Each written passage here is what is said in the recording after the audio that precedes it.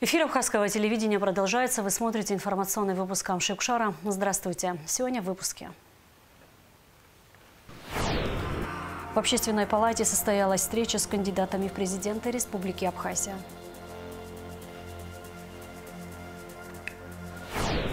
Наблюдается рост заболеваемости респираторными инфекциями, гриппом. Специалисты прогнозируют пик заболеваемости в конце января, начале февраля. В МВД Республики Абхазия подвели итоги работы за прошлый год.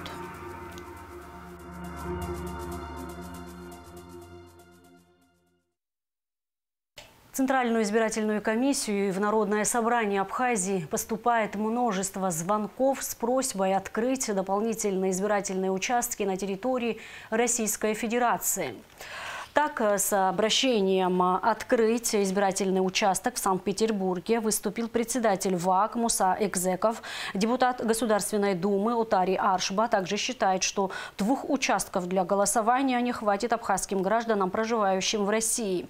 Идею открытия дополнительных участков поддержали Союзы абхазских добровольцев в КБР и Адыгеи, Совет организации Абаза в Карачаево-Черкесской республике, общественное движение Адыгахасы, Черкесский парламент по защите прав и интересов черкесского народа, Центр абхазской культуры АПСН в Краснодаре, представители абхазских диаспор в Москве, Санкт-Петербурге, Ростове.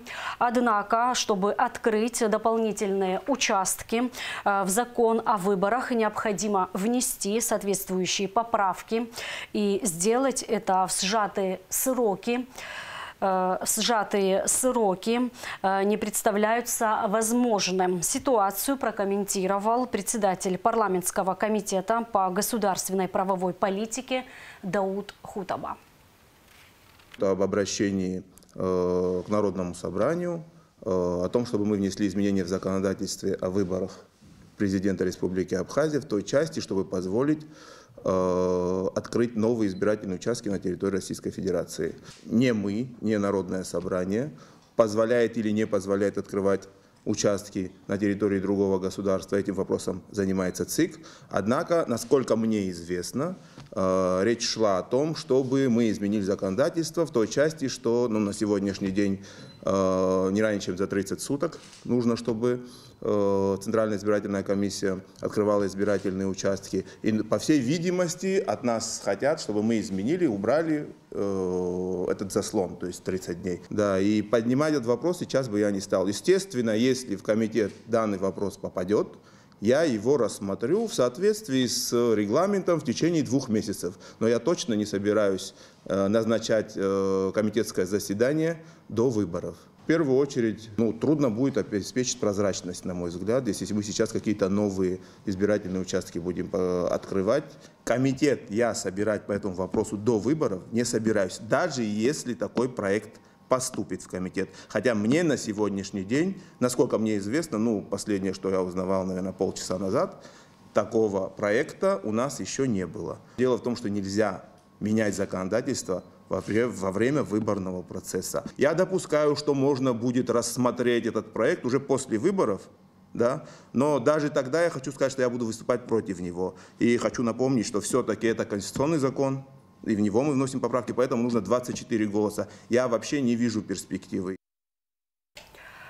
Состоялся телефонный разговор председателя ЦИК Абхазии Дмитрия Маршан с председателем ЦИК Российской Федерации Эллой Памфиловой. Глава ЦИК России поблагодарила абхазского коллегу за приглашение на выборы президента Абхазии, назначенное на 15 февраля 2025 года в качестве международного наблюдателя, а также заверила в том, что в случае изменения избирательного законодательства Республики Абхазия в части сроков образования избирательных участков за пределами территории республики и формирования их составов, ЦИК России готов оказать организационно-техническое содействие в открытии дополнительных участков на территории России. В Народном собрании прошло заседание парламентской рабочей группы по выработке предложений о поправках к Конституции Республики Абхазия. Члены рабочей группы обсудили регламент предстоящей деятельности и принципы своего взаимодействия. Видеозапись заседания смотрите в нашей сегодняшней программе в рубрике «Амши-Кушара плюс». Сохранить стабильность и спокойствие, обеспечив свободное волеизъявление избирателей. Соревнование между кандидатами должно быть исключительно в виде конкуренции их программ и обоснованных планов. Члены Общественной палаты высказали свои пожелания кандидатам на высший государственный пост в стране. На встречу в Общественной палате были приглашены все кандидаты в президенты, однако пришел только Роберт Аршба. Репортаж Гугусы Вардания. По уважительным причинам на встречу с членами Общественной палаты 4 из кандидатов в президенты не смогли прийти, сообщила в начале беседы секретарь ОП Гули Кичба. В обсуждении вопросов, посвященных теме предстоящих выборов, принял участие кандидат на пост главы государства Роберт Аршба.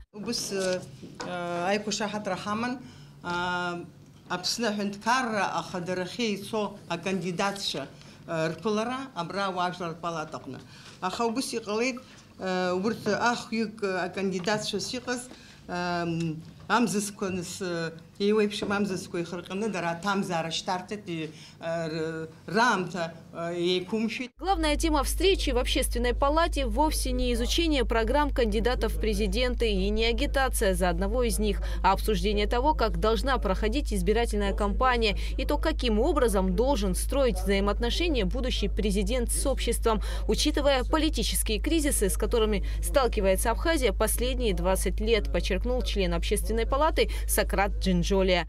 Вы знаете, все говорят о реформах, но почему-то это откладывается на завтра. А вот это завтра уже никогда не наступает.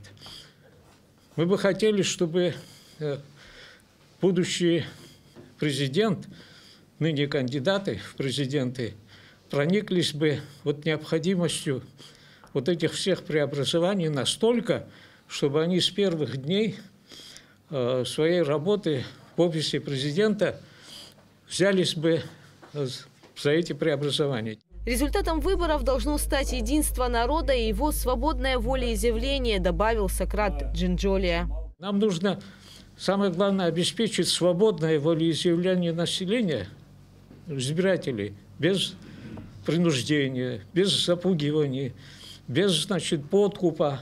Это повсеместно приняло такой широкий характер, что сегодня приходится об этом говорить открыто. Мы сожалеем об этом, и мы хотим добиться того, чтобы население ушло от этого. Очень хотелось бы, чтобы все кандидаты внимательно относились к тому, что говорится их членами их команд. Да. Потому что ситуация достаточно эмоциональная. Вот, население возбуждается неосторожными и непродуманными высказываниями.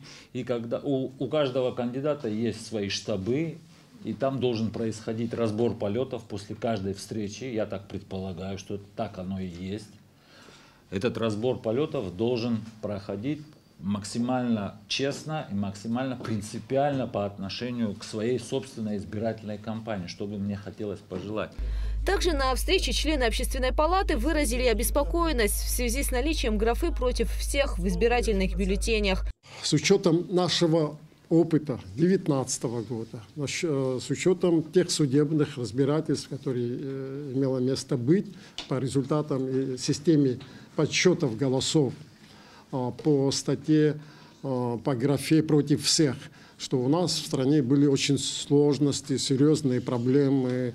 И поэтому это вопрос, к большому сожалению, в течение 5 лет он остался не расшифрованным до конца. Сейчас я не юрист, не буду вдаваться в подробности, но остается последнее решение кассационной коллегии Верховного суда Абхазии. И страна в условиях предвыборной кампании, кризиса, и мы опасаемся, чтобы этот процесс не затянулся, чтобы выборы состоялись вот, в намеченные сроки, и в результате второго тура был определен и был завершен этот политический процесс. И вот присутствие графы «против всех» во втором туре нас очень очень беспокоит. Эта норма признана во многих странах мира. Он действует в первом туре. У граждан будет возможность определиться, зафиксировать свое отношение к участникам выборного процесса. Но чтобы этот принцип еще во втором туре был привилегирован, и он мог бы оказать серьезное влияние на результаты выборов. Члены общественной палаты затронули темы сельского хозяйства, пенсий, ветеранов Отечественной войны народа Абхазии, проблем государственного языка и другие. Кандидат в президенты Роберт Ашба высказал свое мнение по всем этим вопросам. Есть внепрограммные вопросы, которые я не считаю нужным, чтобы они должны были в программе, они должны быть постоянно с нами, постоянно в голове и постоянно должны решаться. Это вопросы, касающиеся семей погибших, ветеранов, инвалидов войны, о которых не нужно декларировать, а просто нужно реализовывать, делать и улучшать качество хотя бы жизни их. Я за ответственность, я за реформы. Мы создаем очень много законов. Есть у нас закон. К сожалению, мы не исполняем и не идем по букве закона. Вот самое начало – это вот речь об абхазском языке, о государственном языке. В законе же все написано. Затронули члены общественной палаты и тему энергетического кризиса, а также попросили Роберта Ашба прокомментировать недавнее выступление экс-руководителя Черноморэнерго Аслана Бастария, в котором он подверг критике деятельность контрольной палаты. Черноморэнерго Бастария. Ну, это его видение. Я, во-первых, не фамильярничал, не говорил. Речь вообще шла о самой системе Черноморэнерго. Да, какой-то период он был главой Черноморэнерго. Но все то, что им декларировалось и говорилось, это неправда. Мы имели право. Во-первых, это не наша инициатива была привлекать аудиторов контроля от иностранных. Это была инициатива парламента. Вообще вся проверка Черноморэнерго – это был план мероприятий контрольной палаты. После этого появилась комиссия в парламенте. То есть он неправильно подал информацию. Не надо этого делать. Я бы принял бы более другую информацию, если бы он сказал, что нужно делать, как надо делать. У него тоже было право обратиться в суд, оспорить этот материал в 2019 году, если ему что-то там не нравилось. Хочу сказать один факт, что на момент проверки более миллиарда рублей должников перед Черноморэнерго, не граждан, а индивидуальных предпринимателей и юридических лиц перед компанией.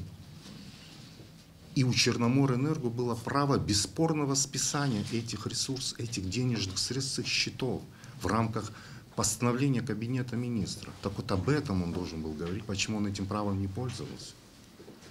Ни одного не было. И речь идет о суммах, которые свыше 40 тысяч. Что касается майнинга, о котором он говорил, речь шла, что не было понятийного аппарата, что такое майнинг. И речь шла еще о том, что там 35 миллионов денежных ресурсов, которые они должны были заплатить. Вы, издавая нормативный документ, вы не даете понятийный аппарат.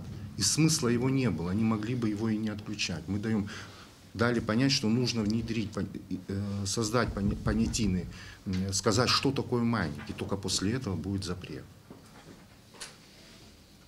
Вот о чем речь шла.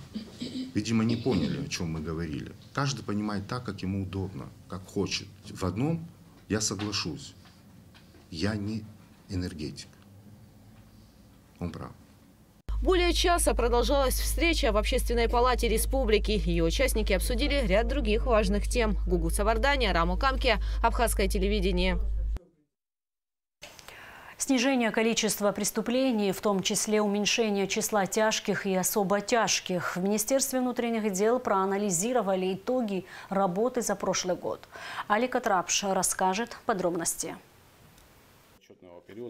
За 12 месяцев прошлого года совершено 586 преступлений, что на 79 меньше, чем в 2023 году. Общеуголовной направленности совершено 573 преступления. Среди них 8 убийств, раскрыто 3. Отмечается также снижение количества тяжких телесных повреждений с 7 до 5 фактов. Сохраняется устойчивая тенденция по снижению количества похищений человека с 3 до 1. Число тяжких и особо тяжких преступлений сократилось. За отчетный период зарегистрировано 205 преступлений. Преступлений против собственности совершено 125. Количество грабежей значительно уменьшилось. В прошлом году было совершено 5, когда за аналогичный период 2023 года 14. В сфере преступлений против общественной безопасности и общественного порядка зарегистрировано 269 фактов, раскрыто 267 или 99,2%. Что в структуре преступлений общественной безопасности, как и прежде, преобладают преступления, связанные с незаконным оборотом наркотиков. Количество выявленных фактов, которых составляет 183 против 211, или на 28 фактов меньше. Уменьшилось количество незаконного ношения и хранения оружия с 73 до 63, что на 10 фактов меньше. В 2024 году к уголовной ответственности за совершение преступлений привлечено 466 человек. Выявлено 183 факта незаконного оборота наркотиков. Проведена существенная работа по изобличению преступных групп. В прошлом году 25, за аналогичный период 2023 года 17. Как и прежде, доминируют синтетические наркотики, такие как метадон. Количество изъятого по стране составляет 1 килограмм 680 грамм. За аналогичный период их было изъято 2 килограмма 565. Анализ свидетельствует о популяризации такого наркотика, как мефедрон, что подтверждается изымаемыми массами, так как за 12 месяцев 2024 года его изъято 9 килограмм 386 граммов. Увеличилось количество изымаемого мака наркосодержащего. Его изъято 537 корней. За отчетный период по материалам проверок Управления экономической безопасности и противодействию коррупции было возбуждено одно уголовное дело. Сумма штрафов по административным правонарушениям составила 24 600 рублей. За прошлый год не было выявлено ни одной несертифицированной алкогольной продукции. Управление экономической безопасности и противодействию коррупции МВД также занималось выявлением незаконно подключенных майнинг-аппаратов. В целом по республике было изъято 1392 аппарата. Одним из приоритетных направлений ГАИ является уменьшение количества ДТП. Так, за прошлый год зафиксировано 161 ДТП, погибло 48 человек, 175 пострадали. За аналогичный период 2023 года произошло 186 ДТП, погибло 57 и 264 человека пострадали. За отчетный период Госавтоинспекции Республики выявлено 93 005 нарушений правил дорожного движения. За аналогичный период было 79 624. Из них в нетрезвом состоянии 2413, что на 2250 меньше, чем за аналогичный период прошлого года. Основными причинами ДТП, как и прежде, являются нарушение скоростного режима и выезд на полосу встречного движения. За 12 месяцев 2024 года лишены права управлять автотранспортным средством на разные сроки 1972 водителя. За аналогичный период было лишено 1421, что на 551 больше. В рамках реализации среднесрочной целевой программы по обеспечению безопасности дорожного движения МВД приобрело новые камеры. Порядка 10 камер будут установлены в Гудаутском районе, сообщил исполняющий обязанности заместителя министра внутренних дел Беслан Чкадуа. Причем 10 это уже совсем новые аппаратно-программные комплексы, которые выявляют не только нарушение скоростного режима, но и видят пересечение сплошной линии, которые видят непристегнутый ремень, использование телефона водителем и так далее. То есть комплекс, достаточно широкий спектр выявляет нарушений. За нами теперь для того, чтобы улучшить работу госавтоинспекции, мы еще помимо поста Приморск добавляем пост Бомбора, устанавливаем там мобильный комплекс выявления правонарушений. Соответственно, все посты могут видеть онлайн те нарушения, которые будут происходить на дороге. Мы будем все-таки поэтапно переходить на, как говорится, техническое обеспечение, то есть полное техническое обеспечение, чтобы минимизировать контакты наших граждан, участников дорожного движения с сотрудниками госавтоинспекции, так скажем, на дорогах, для того, чтобы за нас это делать техника, но когда техника фиксирует, от нее уже никак невозможно будет уйти от наказания. Соответствующим образом, это касается не только Гудаутского района, это касается всей Абхазии, то есть эти камеры и все эти системы устанавливаются по всей трассе. МВД подготовила поправки по ужесточению порядка выдачи лицензий на приобретение короткоствольного оружия и по ужесточению разрешения на ношение оружия, которое будет направлено в парламент. Разрешение на ношение тоже подразумевает особый порядок его ношения, перемещения. Оно должно быть в разобранном виде, должно быть в кобуре, должно быть скрытого ношения. То есть сегодня у нас есть механизмы, но там штрафы были смешны, там до 300 рублей. Мы, значит, предлагаем увеличить, сделать штраф от 6 до 9 тысяч рублей, от 100 до 150 МРОТ, с изъятием и конфискацией этого оружия, с аннулированием лицензии на срок до 2 лет. То есть, это уже существенные суммы и наказания, то есть человек лишний раз задумается. Также мы ужесточаем санкцию за использование, за применение оружия, которое имеет разрешение, стрельба, допустим, в городе, или стрельба в каких-то местах, не отведенных для этого специально. Там тоже штраф был от 150 до 300 рублей, если нет уголовного деяния. Соответственно, это тоже смешные цифры. Также предлагается увеличить с 6 до 9 тысяч с лишением, изъятием оружия и на 2 года. И, соответственно, лицензии и самого документа на ношение. Исполняющий обязанности министра внутренних дел Роберт Киут поручил руководителям районных подразделений усилить работу по выявлению незаконного оборота оружия. Появляются люди в различных увеселительных, общественных местах и всех других, где даже в местах, где у нас в учебных заведениях, школьных, дошкольных, люди позволяют себе появляться с оружием. Я считаю, это категорически запрещено. И надо обращать внимание, не стесняться подходить, не бояться подходить, спрашивать, почему он там с оружием. Даже если иметь разрешение, надо все равно проводить предупредительную работу. Я еще ни разу не слышал ни одного материала, где мы, даже согласно действующему законодательству, к административному штрафу хоть кого-то привлекли за нахождение в положенном месте, так скажем. Есть у нас такого рода выявления? Нету.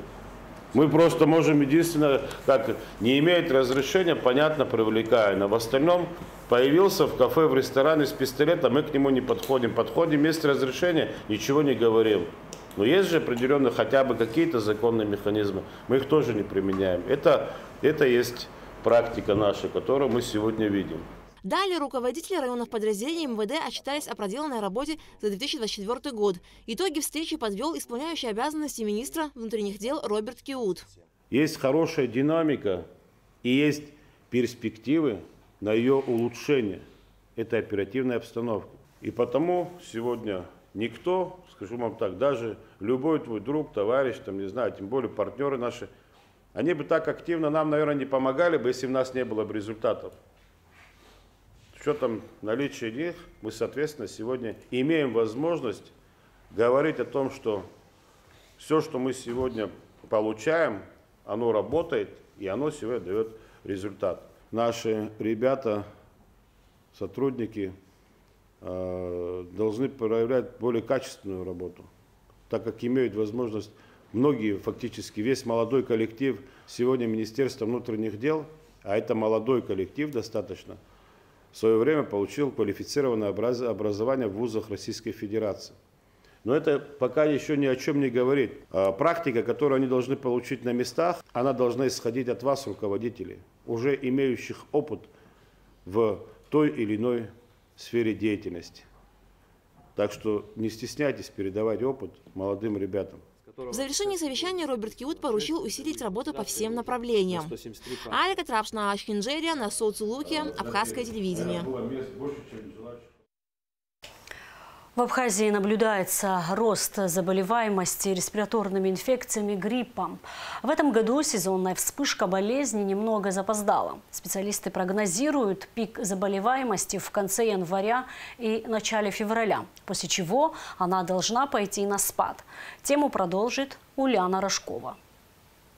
Грипп входит в группу ОРВИ, но отличается от других заболеваний более тяжелым течением и высоким риском развития осложнений. Во всем мире каждый год наблюдается рост числа заболевших этим вирусом, и наша страна не исключение. Детей с температурой и симптомами гриппа принимают в поликлинике и инфекционной больнице. Детская больница не принимает больных с температурой, рассказала главный санврач Абхазии Алла Беляева. Многие родители возмущаются, что детская больница не принимает температурящих больных.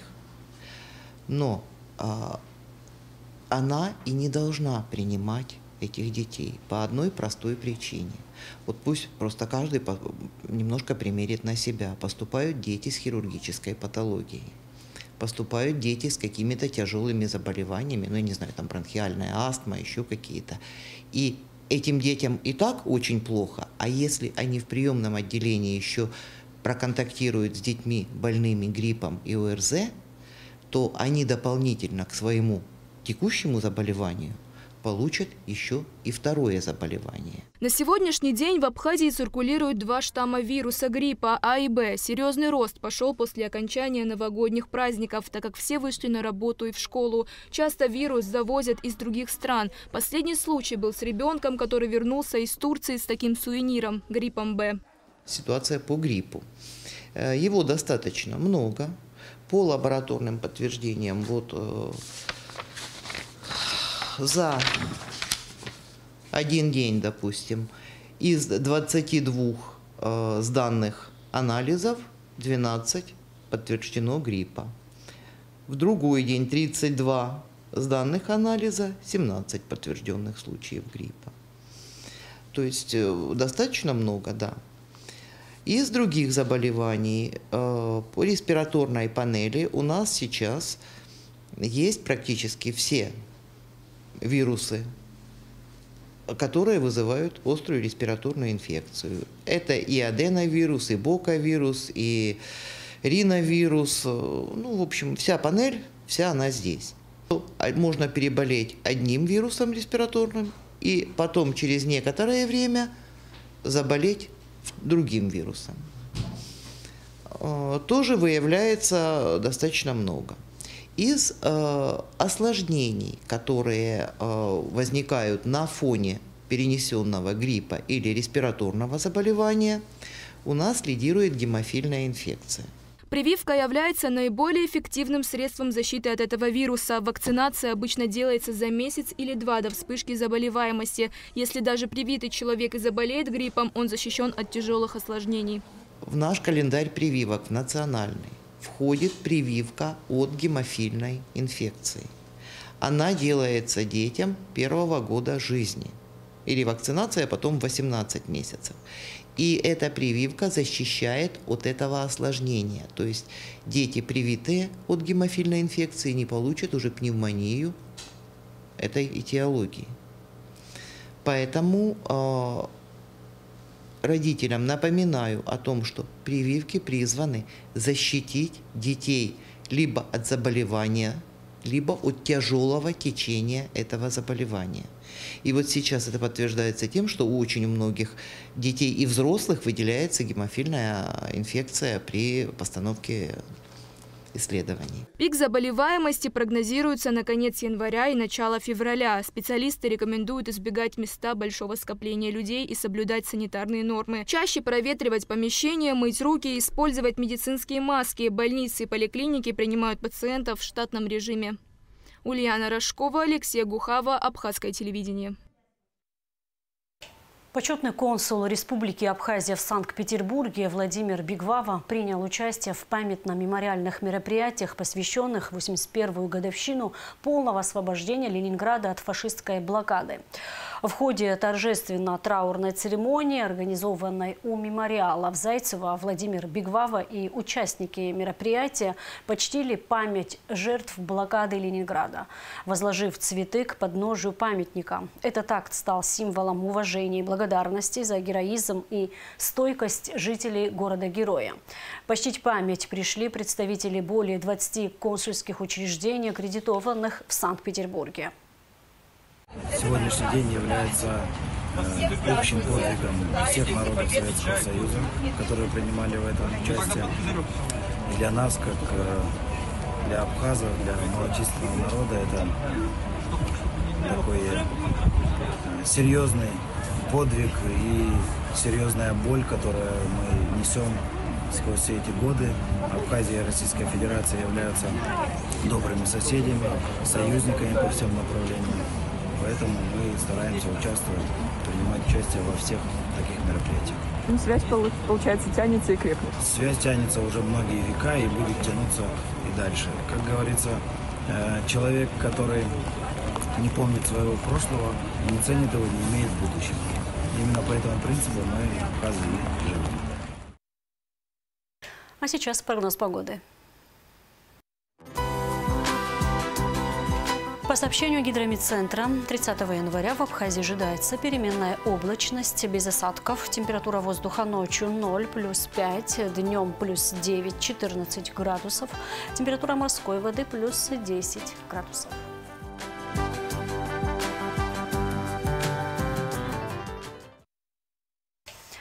На этом наш выпуск завершен. Всего вам доброго и до встречи в эфире.